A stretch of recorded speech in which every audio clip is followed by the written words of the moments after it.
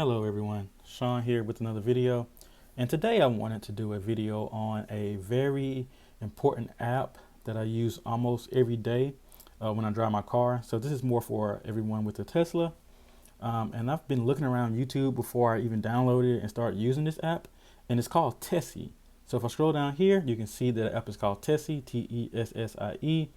There are a lot of popular apps out there that can track the performance, your drives, how you operate your car on Tesla as well. I think some of the most important ones are Teslafy.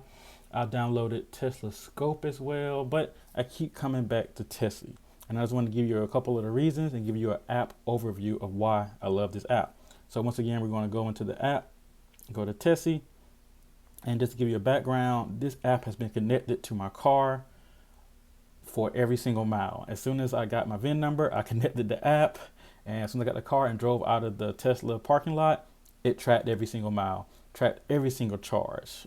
It tracks everything about my car. So I really love it. Just to give you an intro, it is on the App Store. I'm not sure if it's on Android. I'll put it in the notes if it is, but I have an iPhone, so I use it on iPhone.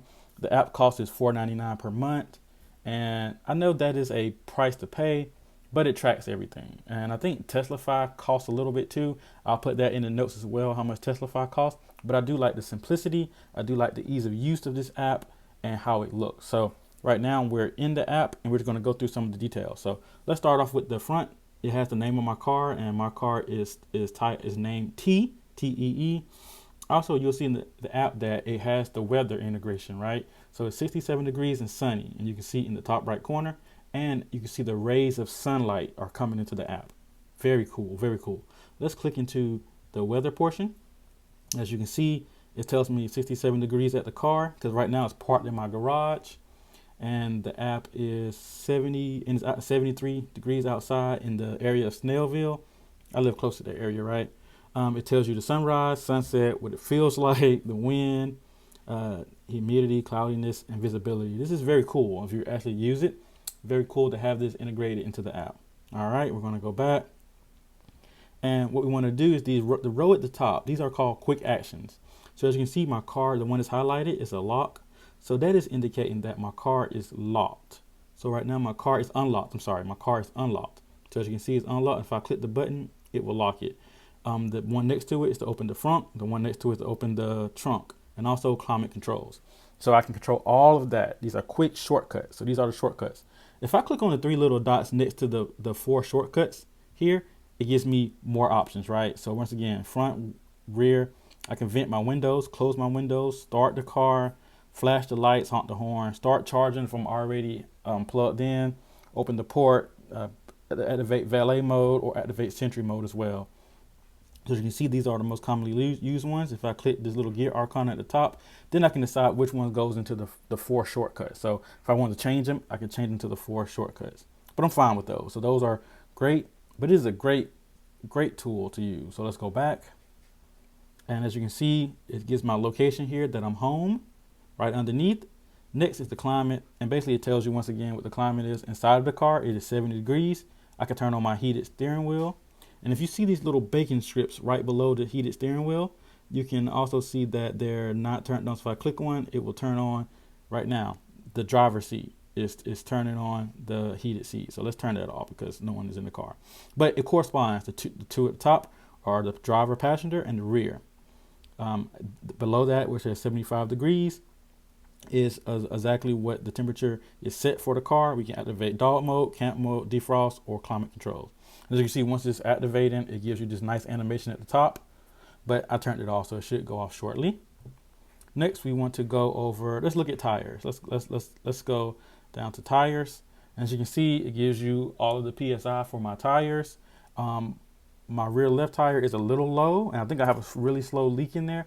And I may need to get that checked out because it goes down a little slowly than the other tires, but I do have a inflator kit in the car to inflate my tires. But this is great to see as well. And I think they just added this to the Tesla app. And I'll do a video too next on the Tesla app and the differences between Tessie and the Tesla app. All right. So what we have next is, let's go back up to battery. And this gives me the battery percentages. Right now I'm at 53% with a range of 189 miles. and it's indicating real world range would be 187 miles. If you click on the little icon here, and it just say based on historical energy efficiency, you can adjust the time period and settings. So based on how I drive my car, that is the real world range I would get. It's 187, and I think that is great. That is great, and it's based on my driving. So your driving may be a little different. Right now, there's zero phantom drain on the car. I have my charge limit set to 62%, which equals 221 miles. I can either start charging or open the port. Also, up at the top right, we have a battery health indicator. So I click on this, it goes a little bit deeper. And that's what I love about this app. It gives you all the analytics to go a little bit deeper into your car, right? So degradation is 0. So as of right now, I have none. My car still can fill up to 77.6 kilowatt hours. That's usable, 77.6. And just looking at the fleet of all the other cars and what the average, right? And it shows my measurement at the top. And once you get around 100,000 miles, what it goes down to. It still tells me what my max range is, 352 miles. That's really great. I can zoom in, look at all of these numbers, right? So this is really great. I'm going to go back out of battery health. I'm going to go down to schedule. So this is similar to what you can do in the car and in the Tesla app. You can update your departure schedule. So the car will start charging. It will start preconditioning. That is great. So if you want the car to be at a certain temperature before you leave in the morning for work, you can go ahead and precondition it. If you need to do off-peak charging, so if you have a electric company that charges a certain rate after a certain hour, you can have the car to charge at certain times. So that's scheduled charging. In my situation, I don't use that because my rate is very similar. So it wouldn't make sense for me to do off-peak charging. I'm home all day now, work from home. If you want to look at charging, you can enable it to start charging here as well. All right. Let's scroll down. As we can see, we'll go to driving. So this one is the part I really value for the $4.99 a month, right? So over right now it's at the last 30 days, but you can edit it to be all time this year and all different filters, right? You can really customize this. I'm going to just go last 30 days. It tells you the history of each drive. This is very cool. It really lets you know where you're going, how fast are you driving there, what's your average speed, how long it takes you to get there, how long you've been parked there. It just gives you a great history of your car. So just looking at the day, I went to this restaurant to get some breakfast, but I never put my car in park. So it says home to home. So it took me from 9:29 a.m. to 10:07, which is 38 minutes and 11 miles. But let's go to one that I actually went somewhere. So if I scroll down, I actually drove to Augusta, Georgia over the past weekend. So as you can see in this top one I have up here on October 22nd, 2022, I went from, we'll just go back, right? I went from Augusta, from this Bel Air Road, and that was a supercharger, and I went home. It was 121.2 miles. We started at 7:26 p.m. and got home at 9:15 p.m. was an hour and 48 minutes. And that's great. Also, it tells you your battery charge. So it went from 68% to 21%. But if we dive a little bit deeper in here, we click into it, it gives you a map of where I went. So as you can see, I went from Augusta, Georgia to the Snellville area of Atlanta, so outskirts of Atlanta, right? So it's my home. Tells you how far. It tells you what the cost was in electric compared to the cost for fuel. What my average speed was, 69 miles an hour, and max was 96. So my wife was driving at that time. It tells us the elevation from going to those places. It tells us the battery percentage used from those places as well. So as you can see, we use 47% of battery.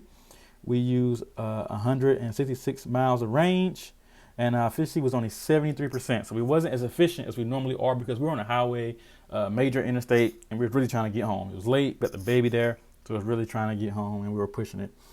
It tells us how much energy. This is probably our highest energy now that I'm looking at it, is the highest energy that we ever used. So we used 36.64 kilowatt hours, and we used 302 watt hour per mile. Usually, I think I'm averaging around 240 to 260 from all of my drives so far. But what I'll do is I will go into a deeper detail of this in another video. I'm going to do a deep dive into my drive from Atlanta, Georgia to Florida, so you can see how efficient we were, how we tracked it, how fast we were going, all of that. So please click the like button, and I'll go ahead and make that video next. But also you can see I went 121 miles It tells you the interior of the car with average was 78, what it went down to. Outside temperature average was 59, so it's getting pretty chilly out there. So that is great. That is one trip, right? So that was just coming back. But if we look, we drove around Augusta a couple times. But you see, when we went down there earlier that day, as you can see, we went down there earlier that day from 75% to 26%. Similar max average speed was similar. Elevation, we actually lost elevation. We used 49% of the battery. We was 74% again, 297 watt hours per mile. And that's expected on a highway. And we were really riding, right? We were really going faster than we normally do. As you can see, similar information. It was a little warmer outside during that time. But yeah, but it tracks it all. And I can also name these. So like this one was from Augusta, and we went right to a park in Augusta. So this park was, if I go here and it's going to label it Augusta, but I can go to one of these buttons. Let's see. Let me go back and we go here and we can tag it, right? So the name of this was called Pendleton King Park. And I know the name of it because that's where I used to go all the time when I was a kid. So it will update this to a Pendleton King Park. So it will know this is where I went, right? So I went to Pendleton King Park. That is the location. So now if I ever go there again, I can track how many times I went there. So that is great. So if you go to a certain place, if you have to drive for a bunch of places, that is great information to know. But I'll make a more detailed video on just all of my drives, all of my analytics. But once again, let's go back to, you can see just map, right, of all of the drives I did in the last 30 days. So we went from Atlanta to Augusta, all the way down to Daytona Beach and close to Orlando, Florida, right, to the Port Canaveral area. So we were really driving. So I will really give you some more details once I make that video. But this is great. So this is where I did in the last 30 days. And I don't go too many places, really. All of these are just from when I went to Florida and then one trip to Augusta. Mostly everything else, you see 27 drives were in a concentrated area. Go to analytics. It tells me what I did in the last 30 days. So I've done 2,146 miles. I used 507 kilowatt hours of energy. Electric cost was $86. Fuel cost would have been $47. Efficiency. So as you can see, my efficiency overall was 82%, 267 watt hours per mile. That's when you do those long trips. I don't do a lot of long trips. I spent 2 hours and 3 minutes driving. Also, you can see count 96 drives, speed, efficiency. Like, look at this. This is a lot of valuable information. And as you can see, you can export it all to CSV as well. All right, so we just came out of the driving. We also can do the similar information for charging, right? So you can go in and set your rate. So for my home rates, it's around 8 cents kilowatt hour. So I was able to set that. When I go to some other places that's free, I'm able to set it as free. And the superchargers, the great thing about the superchargers on this app, it automatically pulls in what the superchargers charge you. So that is great. So as you can see here, let's start off, let's go down a little bit. So we drove from, we'll get ready to leave Augusta and coming back. You can see we spent 21 minutes at the supercharger, and it was, how much was it? It was $11.43. And normally if that was fuel, it would have been $36. So it tells you how much we saved. We came in at 18%, charged up to 68%. And that is the Augusta supercharger. And they have two in Augusta, right? So it tells you we added 177 miles of range. The average power was 118 kilowatt hours and the peak was 143. This was a V2 charger. So the max I could have got anyway was 150, and it was a bunch of cars there, but was able to not share a stall. It tells you the current that I was able to pull down, the voltage, the temperature, outside temperature. Great information on that. But if you look at some of these other ones when I charge at home, as you can see, 90% of the time I charge at home. Even when I went from 20 to 60% here, it was only $2.56. And in fuel, it would have been $29.52. And you can estimate the fuel costs in the settings, estimate the electric costs in the settings. So all of that is in the settings and you can estimate. So just looking at that, that is great. $2.56 to get my car. And I normally only charge it up to 60% on my daily driving, and I charge it maybe once a week, depending on when I have to go, or if I have to do anything, then I'll charge it up.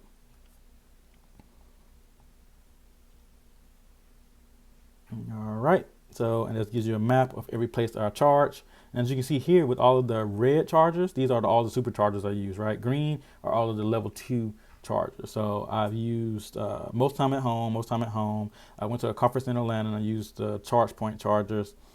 Daytona Beach, the hotel we stayed at, had a free charger. So I was able to charge there for free. And breaking it down again, you can see all of the analytics, how much energy I use, how much the electric cost was compared to the fuel cost, and the efficiency. So yes, this is great. How many times I charged in the last 30 days? 36 times. All right, so next we're moving on to your parking. It just tells you where your car is parked, right? So at home, this place in Snellville, home in Augusta, just gives you an idea where your car is parked. You can see a map of that as well, where the car has been parked at over the last 7 days. But if we do the last 30 days, like everywhere else, you can see where we parked it at when we went down to Florida, right? Also, we have the analytics that we can export to CSV as well. Activity, so we can see different graphs of the battery's charge percentage, the usable battery, the range, just the odometer, like over time, how many miles I have now. As you can see, I have about 64, almost 6,500 miles with my measured speed, interior temperature, exterior temperature, power from the charger, also current, voltage. You can see that all over time. It's 24 hours, right? But we can always break it down and filter it. All right, and this is pretty cool. We have different automations we can assign into the app or create into the app. So if I want to create an automation, so like if I want to create a repeating, a one-time, on arrival, or charging schedule, right? And you can do that various parts throughout the app and throughout the car and the Tesla app. But we want to do it here, so we can do like a one-time. I can start climate at a certain time of day, or when I'm at home, it'll show me a notification. You save it. If I want to defrost, start the heater, stop charging. You see all the ones, vent sunroof. If it was, I think it was an older Tesla, like a Model S, you can vent the windows at a certain time, stop steering wheel heater, stop seat heaters, all of that at certain times, and locations. So that's why it's good to also tag your locations in here, so you can assign these locations there as well. So that is a great tool to have. So we're going to go back, not save that. I don't really do too many automations. All right, so we want to go to alerts. You can turn different alerts on. This is great because the Tesla app also does this. I think this has a little more. We can have when the car is unlocked, when you're not at home. That is great because I always keep it unlocked because it's in the garage. Weather warnings. We have when it has no power, reduced power, low tire pressure. That's when I need to keep on. So I may even turn that one on. So I have that to allow. Go to allow and to say like, yes, if it gets under 36 PSI, alert me. So then I'll be able to go in and I can go in and put air in the tire. So that's fine. When the climate gets low battery, when you go over a certain speed, like if my wife is driving, she's just riding around out there, I can track it and see where speed, if it's not plugged in at a certain location or it's plugged in a certain location, it can tell you all of that. So this is like really great news. So I'm just going to turn these other ones off. I don't know why those came on. I just want low tire pressure.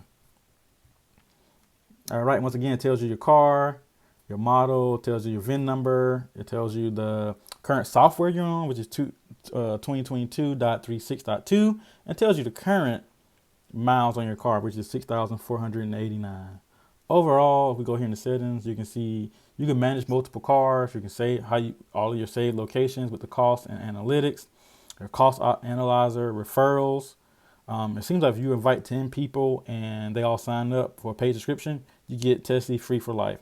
We have voice control, so you can control it with Siri. You can add it to your Apple Watch. They have different more settings, and they have the help guidelines. Overall, I believe this is a great app. I highly, highly recommend this app. I would pay for it over and over. I wish the one thing I wish they had was a yearly subscription, and I would have subscribed to it yearly, so I wouldn't have to worry about the $4.99 a month. But overall, this is a very, very great app. Also, they do have a widget for your light screen. So if I go here, go to add, as you can see, Tessie has a widget, and what it tells you here is that how many miles you have is logged, the weather, and if you go to a bigger one, it gives you the location and things. So it does have a widget for your phone and your Apple Watch. All right, everyone. I'd like to say thank you all for just listening to this video. If you have any questions about the Tessie app, please let me know, and I will answer in the comments. Thank you.